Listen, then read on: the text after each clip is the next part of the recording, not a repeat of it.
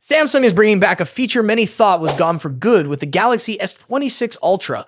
But that's not all. There are 3 more massive upgrades you need to know about. So stick around because this phone is shaping up to be a game changer. Samsung has been on a removal spree for years, ditching micro SD slots, IR blasters, headphone jacks, and even chargers from the box. And yeah, we all know exactly where they got the idea. But unlike Apple, Samsung sometimes listens. Remember when they axed the micro SD slot with the Galaxy S6? The backlash was brutal. Samsung brought it back with the S7, only to yank it again the next year. Classic Samsung. So is making a comeback with the S26 Ultra. Say hello to variable camera aperture. Samsung first introduced this feature with the Galaxy S9 back in 2018, but it was pretty basic, with only 2 preset stops that adjusted based on lighting. Cool at the time, but nothing groundbreaking.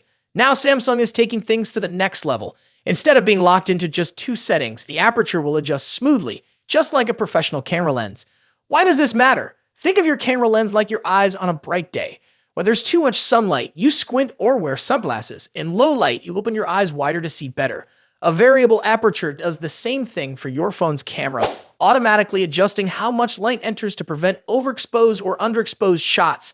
Most smartphone cameras struggle when there's too much light, like on a sunny day. To compensate, they usually increase shutter speed, which can make videos look jittery. Real cameras avoid this problem by controlling the light more precisely. Xiaomi already implemented this feature with the 14 Ultra and it made a significant difference, particularly for video quality. Now Samsung is following suit, which means smoother lighting transitions, more natural-looking footage, and an overall more professional feel to photos and videos. But the benefits don't stop there. A variable aperture also gives you more control over the depth of field. Sure, portrait mode already provides a blurred background effect, but that's just software trickery. This is the real deal. You'll be able to fine-tune focus by adjusting the aperture, allowing you to capture close-up shots with far more precision.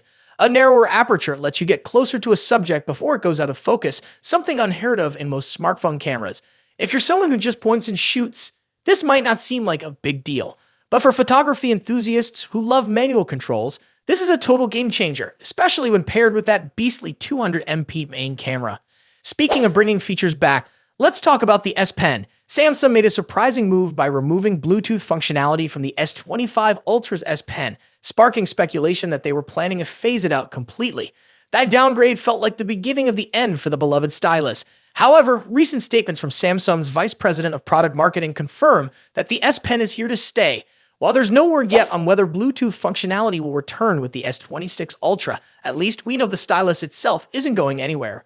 Now let's talk about the display. According to reports from South Korea, the S26 Ultra will introduce a brand new OLED panel featuring SOD technology. Without diving too deep into the technical side, this upgrade translates to significantly higher screen brightness and better power efficiency.